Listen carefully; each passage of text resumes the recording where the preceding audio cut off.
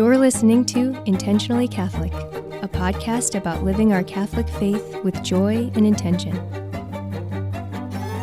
Hi, everyone. Thanks for tuning in. I'm Dan Hansen. And I'm Father Ron Hutchinson. Now, Father Ron, last time we spent some time talking about evangelization. It's an important topic. Jesus asked us, he tasked us with the job of bringing people to him, and we need to take it seriously as a church, but also as individuals within the church. It's not just the church's job to do. It's us, not just the church hierarchy. It's us too. Now, on that episode, we talked largely about what it is and what it isn't. Today, I guess I want to kind of get a little bit practical and talk about some things that we can keep in mind that can help us all be more effective at sharing our faith. I've got 5 ideas, and I'd like to throw them at you. You can rip them apart. You can do whatever you want to them, and we'll talk about them as we go. Does that sound all right? Sounds good to me. All right. So this first one, we kind of hit on it in the previous episode. So, who knows where we go with it. But first off, when we're thinking about evangelization, something we got to keep in mind. And these aren't necessarily in any order. I tried to make them in order, but they could be out of order. It's not meant to be in order. First thing, we can't give away what we don't have. I do want to dig into that a little bit further. If we don't have a relationship with Jesus, I don't know how you effectively, honestly, evangelize. Likewise, if we're not living the Christian life, if our witness is really, really hampered and damaged because our actions don't match our words, how effective are we going to be? Now, Father, how can we as Catholics, take practical steps to deepen our own faith, and make sure that connection is real so that our evangelization efforts are authentic? Well, it comes down to we have to, first and foremost, really know Jesus personally, meaning we have to spend time with him in prayer, spend time with him through reading scripture, spend time with him by coming to Mass, all those things that help us to be authentic when we're talking about faith means we have to be living it, plain and simple. It's funny. There's no doubt that there were years when, someone would say, do you have a personal relationship with Jesus Christ? Everyone would go, oh, you're Protestant. Mm-hmm. And, that was the immediate thing. Catholics didn't say that, and yet in reality, we're no different. For us as Catholics, we have to have a personal relationship with Jesus Christ.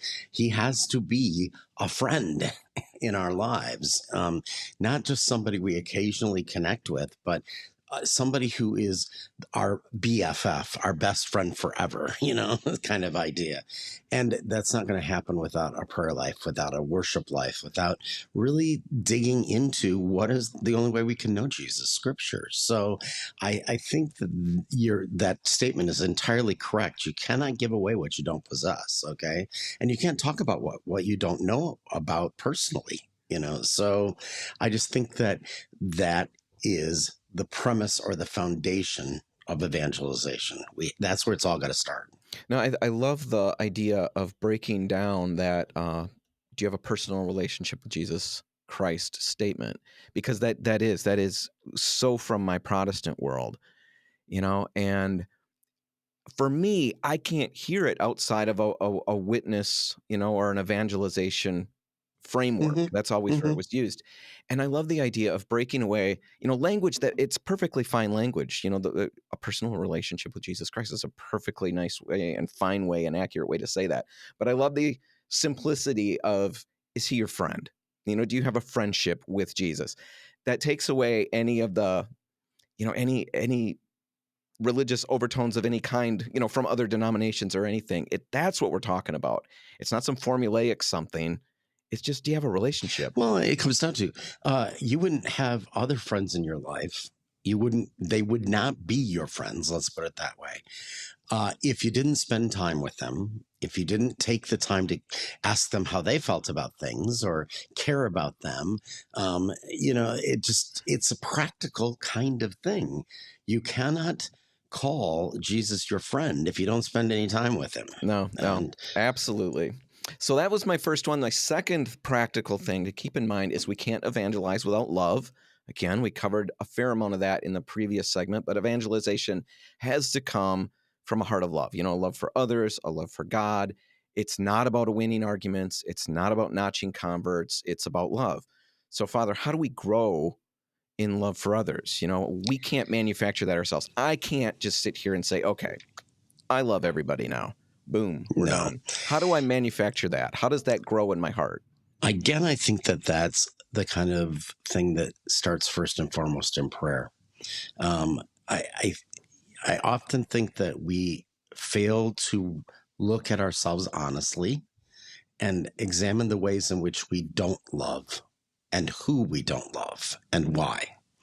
And I think that we don't even realize that we have these biases that keep us bound. They've chained us up in such a way that our love is always limited, for others. And so we have to find those and ask for healing in those areas, ask Christ for healing in those areas of our lives. One of the things I often give as a penance in the Sacrament of Reconciliation is I ask people to pray the peace prayer of St. Francis of Assisi. Lord, make me a channel of your peace. Where there is hatred, let me sow love. And I always say to the people, when you're saying that, I don't want you just to rattle it off. I want you to think about, where are there aspects of my life that aren't that? And pray for those. Ask God for healing for those and God for strength for those. And then there's the possibility that we can become a loving person for others. That there's no doubt that probably is one of the greatest areas of growth in all of our lives. We love the people who love us. We don't necessarily love the people that we find difficult. Mm-hmm. I know. Yeah. And I think it's like you said, it's really easy. I'm thinking about myself and I can't, pinpoint exact situations. I wish I could, but I do remember moments where, talking to people throughout my life, I of course I don't have any, biases about this or that, I'm completely open. And then, in the conversation, something comes up and I realize, wait a minute, I do. I've got all these little things that, it's easy to gloss over and say, I don't have any of that or any of this or any of those ugly negatives, that I apply to other people. No prejudices at all. But when you really think about it, I do. That person smells funny and that triggers something in my head and I don't want to go closer. And it does make you, I think it's just so easy to gloss past. And I think when you spend some time digging into it, you're going to realize, I think we're all going to realize, wow, there's a lot There's room for that we growth. throw up, that there's room for growth. And that's returning to the Spirit. And just, I think it's humbling. And I think that's, again, that plays into the authenticity of what we're doing with evangelization. I realize, okay, I'm not this person. This is who I am. I got my own loads of baggage. God's working with me through it. And that all becomes part of my story that we talk about down the road. All right. I love that. Third thing I've got, and I think we're talking about it a little bit here, but I want to go into it deeper. Prayer is essential and should never be overlooked. One of the most famous conversion stories of all time has got to be St. Augustine's. His mother, Monica, prayed and prayed and prayed for years before he got an answer, if she got an answer to that prayer. Now, Father, we know prayer is essential, but sometimes when we pray for somebody's conversion, especially over years, like St. Monica did, it can feel like nothing's happening, the prayers aren't going anywhere. How in the world do we stay persistent in those prayers when we don't see immediate or even, reasonably immediate results? Yeah. And then I guess on top of that, what role does God's timing play in all of that? And how do we trust in that? Yeah, that's the hardest thing for us as human beings, because we think, because I prayed about this, in a sense, because I asked for this, now it's supposed to happen. God is supposed to just make it happen immediately. We have very little patience when it comes to, growth and change and, things being fixed, so to speak. Mm-hmm. We just think it's got to be, immediate. Maybe to some extent it's our fast food / disposable culture, that my lighter is out of fluid. I just go get a new one. I pick a new one out of the box, and there we go. Okay, I don't have to think about this anymore. Yeah, change. God, inviting God into the change into our lives, into others' lives, we can never think of it as something that is going to be transactional. I ask, I get. I think we have to say, I ask and put it in God's hands, and I can continue to ask. And then I have to continue to learn to be patient and trust that in God's time, and that's not our time, in God's time, this will come to some conclusion, and we don't know what's happening underneath, this is where, all we see is what's above water, we don't see what it takes to keep, the duck floating, we don't see the legs going, Right. rapidly, that kind of thing.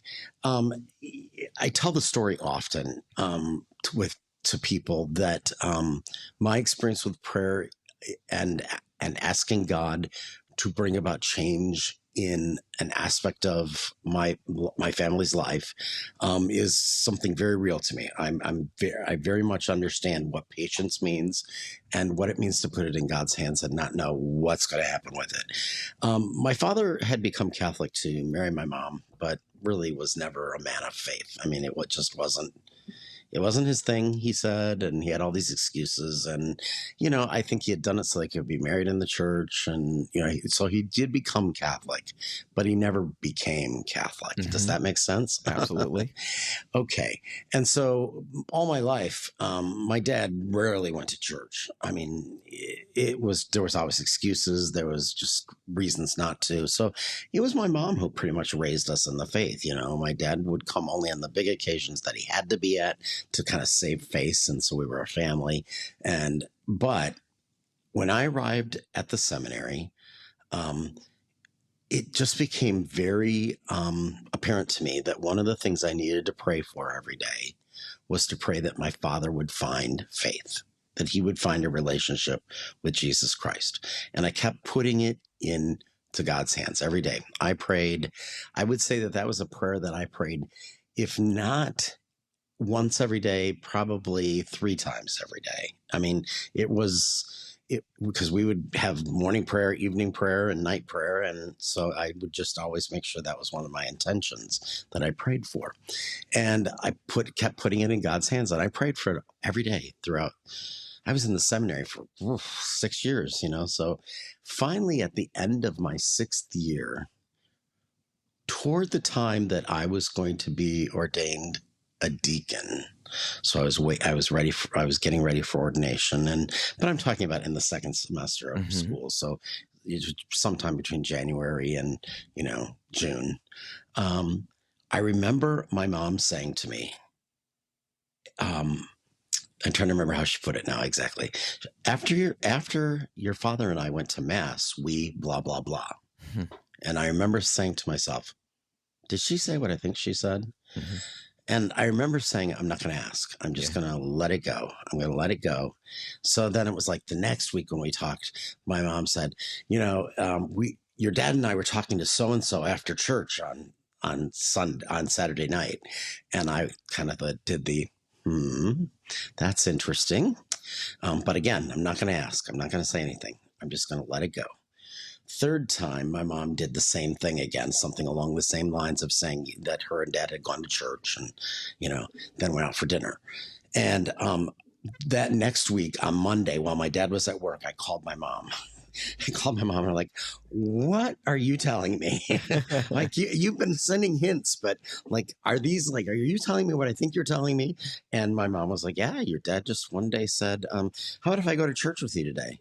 And she was like, okay, and she said, it came out of nowhere. Wow. It hit me like a ton of bricks. And I said, wow, that's incredible. And, it took me a while to realize, my gosh, that thing I've been praying for finally came true. Mm-hmm. I don't have to pray for that anymore. So, but patience, time, God's time. Yeah. One of the things I went through a divorce in the 2020, I guess it was, and pursued an annulment. There's just a whole series of things. It was very complicated and very horrible. The kids, what's going to happen with them, and not something nobody ever starts a marriage with that in mind. And it just kind of came out of the blue, and it hit so hard. And I remember talking to somebody, and they introduced me to the Surrender Novena. I'm looking it up now. Servant of God, Don Dolindo Rutolo. I don't know how to say it. I think he was Padre Pio. He was somebody connected with Padre Pio. But anyway, that time frame. And there's a Surrender Novena. And basically, the prayer that you repeat over and over again is, Jesus, take care of everything. Jesus, I trust in you. Or Jesus, take care of everything. I just need you to take care of it all. Good grief, Dan. I'm going to look it up because it's too good. Do you know what it is? Oh, No, Jesus, I surrender myself to you. Take care of everything. Jesus, I surrender myself to you. Take care of everything. And I made a point, I guess I bring this up because that was one of the darkest times I've lived through. And everything just seemed like it was just had blown up. There was just chaos everywhere. And I started that prayer, and I would just repeat it. I would go through 9 days because there's more that you read to that. And it's really, really powerful stuff. And it was the idea of take your hands off of this for a little bit. Let me do this. If you really Jesus, believe take I'm the here, wheel. that is exactly the concept. Stop meddling with it. Let me do it. And my brain would tell me, no, I need to be involved. I need to be handling some of this. And I'm still, you're still struggling to try to not handle everything. But I would go through 9 days, and then I'd start over and start over and start over. And I did that for the better part of a year and a half. I still go back to it often. But what I did in the midst of that is, I'm so glad I did this. In my phone, I got a little notes app, we all do. And I started making the list of the ridiculous things, and ridiculous from the sense of these are impossibilities. There's no way without me getting involved that these things are going to be fixed. I can't see the path forward. There is no path forward. These are waves that are beyond my control. I kept thinking of the passage of Peter getting called out into the boat, into the water. Keep your eyes on Jesus. But the waves, man, the waves. And I wrote down this list of things. And over the, since that time, since 2020, I just pulled that list up about a week ago. And I'm looking at all these things that I've checked off that have come out of left field and been answered. God will work. And my bigger point is, yes, it takes patience, and it's incredibly hard to have the patience. The thing that I can add to that is that in my instance, anecdotally, my experience, when I look at all these things that the answers came, I realized that the answers came at the perfect time for them to come. I thought the perfect time would have been right when I asked for it. But when it all was answered and I could see how it all shook out, now I have lived through the year that it took for that to happen. I realized if that answer had come way back then, it would have been a whole different thing. This was the perfect time. And it's, it really brings me back to the point that we believe God is who he is, and he truly knows the whole scope of where things are going. And if we can just calm down and surrender all of these things, even though it seems beyond our brains to comprehend, he's got a plan and he'll work it through in his time. Yeah. I love that.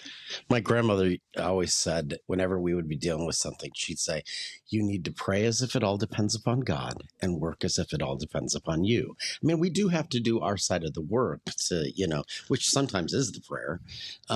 But nonetheless, I mean, it's like both and. So no, exactly. And with that, there were times where, because I've thought about that, because you have made that statement multiple times, and I'm trying to, I've tried to reconcile that with me taking my hands off. And what I've always come back to is exactly what you just said. There are times in these, instances, or when I've got these needs that I'm praying about, or whatever it is, where I realize beyond a shadow of a doubt, here's my next step. This is what I need to do. And that I have to act on. I've got to move. God wants me to do something here too. But what God's asking me is wait until he shows me where that next step is. Don't just be rushing off ahead. Exactly. And the other thing that I did come away with is there are times, like you just said, where the greatest work that I can possibly do at this moment is to take my hands off and say, I truly trust. The trust is work. I mean, it's incredibly complicated. So yes, it's not just phone it all in, but it's still a beautiful thing. I love that prayer. I'm going to put links in the show notes if anybody wants to check it out. All right, fourth thing, we have to go where the need is. We're talking about evangelization. We've got to go where the need is. And that doesn't mean we have to travel all over the world to find those things. There's a great quote. I love this quote from Mother Teresa. And it's this quote, stay where you are, find your own Calcutta, find the sick, the suffering, the lonely right where you are, in your own homes, in your own families, in your workplaces and schools. So, Father, sometimes we think about evangelization. When we think about, big dramatic efforts a lot of times. At least I do. Mission trips, street preaching, large-scale ministries. Mother Teresa's words, really, I think they're great. And they remind us that evangelization, it's got to start right where we are. So what are some practical ways we can, be open, recognize the needs around us in our daily lives? And then how do we, maybe overcome the fear or hesitation that sometimes holds us back? I think the vast majority of evangelization that the average Catholic needs to do is first and foremost in their own families. They have family members that are no longer practicing the faith, children, brothers and sisters. And yet it's funny to me, we will do anything not to evangelize our family and our friends. So I think that's where it starts. I mean, I look at how many parents say to me their kids don't go to church. Mm-hmm. And I think to myself, well, can't you do something about that? I'm not saying like you have to beat them into submission. I'm saying, like, have you ever told them why your faith is important to you? Most people have never done that with their kids. They've just said, well, this is what we do. We go to church. And then they wonder why at 20 years of age, those kids don't go anymore. Because it just has been this is what we do. Not this is why it's important. Right. This is what we do. This is what, the parent has decided they do. Well, now the kid is old enough that I'm an adult. I'm going to decide what I do. I mean, if that's the basis for it, my decision is I'm not going to do that. It's exactly. And then I think to myself, so you're basically saying to me when you say, well, my kid has made their decision, my adult child, that you really didn't believe it was important to begin with. Because if this is really important to you, why do you not want to share that with your child? I'm not talking about share like you don't go to church. Bad. I'm saying this is why I go to church. This is why I pray. This is why I'm involved in my parish. We have to put it to the personal, take it down to our own our personal relationship with God, and be able to share with people why that's important, especially our children. Because if we don't give them a premise for why it's important, it's just a duty that you can choose or not choose. Mm-hmm. So I look at it and say, if it's important to you, tell them why. Tell them why. It's just that simple. I mean, it's simple and it's hard. I get it. Talking about religion, talking about our faith is hard. It isn't easy. It's my job, so I've gotten used to it. I can sit at a restaurant. People expect it. Yeah, I mean, it's very interesting. Like one of my favorite restaurants is Grove. I like to go to Grove. It's unique food. It's nothing normal, so to speak. It's very, high. It's like high culinary kind of things. But I like to go and sit at the bar. Sometimes I'll have my collar on. Sure. Sometimes I won't. Just depends. I may have the tab pushed back or whatever. Invariably, if there's other people at the bar and you're chatting with them, which I seem to always somehow end up in conversations, they'll say, so what do you do? And, I could be that person that says, well, I'm a consultant, or I'm a therapist or, Mm-hmm, mm-hmm. But I don't have any problem saying to people, I'm a Catholic priest. And they'll look at me and they'll go, you? You with those funky glasses and that mustache all curled up and that beard, you're a Catholic priest? I'm like, yeah, it takes all kinds, and then they'll invariably the questions will start, like, do you agree that, that there's less people going to church and why and blah, blah, blah. And we'll get into this, that kind of thing. So, it happens, but it had to take me time to grow comfortable to do that. I'm not going to say that it was instantaneous, but now I don't even, it's like, whatever, maybe some of that is age. Like, I'm not here to impress you. If you want to talk about what's important to me, I'll share with you why it's Yeah, important, I think that's age plays into that. That helps. So I don't. It's like I don't need to impress. I'm not impressing anybody. If you don't like me, and that was our encounter, and we never have another encounter, fine, whatever. Yeah, I gave up on that too, Father Ron. I know I'm not going to impress anybody. I can get over that. It's just like that's not what I'm here for. So I think but we've got to be able to do that with our kids. So we have to find a way. We have to ask for and pray for wisdom and strength and all those things. Absolutely. And I think, like you said, I mean, it depends on your situation. If the kids have left, they're older kids, and you haven't done it, or haven't done as well as we wish we had, there's still a way forward. If you've got young kids, you had talked about, start now, because what you get over the weirdness of it, and it just becomes normal. This is just what it is. Ever since the kids, when I would bring them to school, in middle school, I remember this because that's when I would bring them to school, and I'm dropping them off, and we started praying in the car before they left. And now, I mean, I'll be sitting at the table in the morning, and Caleb, my electrician kid, is getting ready to leave, to head off to work, and I leave like 10 minutes after him. And every morning he stands there by me for this, hovers for the second. I'm reading my phone or I'm working on the computer, and I look at him, and he's waiting to pray. Okay, that's right. We do that every morning. So, they're waiting for it. It just becomes, it's normal. That's what we got to do. We can't leave until we've done this, and then we go. And it's been all these years, but it wasn't easy. And I still fail at a million other things, but that's one thing we've done well. But you start now. If you've got young kids, they'll eat it up. Great habits. And it just gets moving. And that kind of brings us last thing I've got. Evangelizing is about the good news of Jesus. It's about the beauty that a relationship with him brings. And we talked about that at the beginning. We talked about that, how we can't share what we don't have. We talked about how important the relationship is, and all of that. But there's also this, ability or the need to tell that story. We've got a relationship with Jesus and the beauty that relationship brings to us. How do we tell that story? And I think sometimes we struggle to put that to words. We talked about that, I think, in the first, an episode ago where we first brought this up. Sharing the story can be something that Catholics, and I think any Christian really can struggle with. And some of it, I know, going back, I can speak personally, when I was in the Protestant church, I didn't think I had a dramatic story. We would hear people who've got, just tremendous stories of conversion, and mine is so boring compared to that. Or, we're unsure how to express it. So how can we recognize and articulate the ways that Jesus has worked in our lives? Even in the small, everyday, the mundane stuff, and why is sharing that personal encounter, my personal experience, as boring as it may seem to me, why is that so powerful? And why is that such a big part of evangelization? Because in reality, a lot of people are going to think that their lives are just boring, and they need to see how God is already at work in their lives. God isn't at work in only lives of people that say they believe in him. God is at work in all the lives. Okay.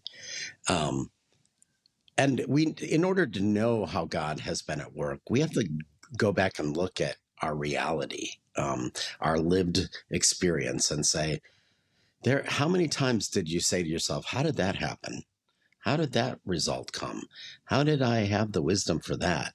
Whatever it may be. And that's the story of how God is at work in our lives. It's often not in great, big, dramatic things. It's mostly in very small, mundane kinds of things, Yeah, there are those people who have the huge conversion story. They're like the St. Paul's of the world, They get thrown off their horse and they're blinded, and, and then they see and all that kind of stuff. But for the vast majority of us, we're just the person who, I had these moments where I strayed, and then I found God again. And because I strayed, I realized what was missing in my life, and I realized my life was going down a hole without God, And so, I think that even those simple, seemingly, boring stories are part of our story, and they're the part of many people's stories that they need to know, like, oh,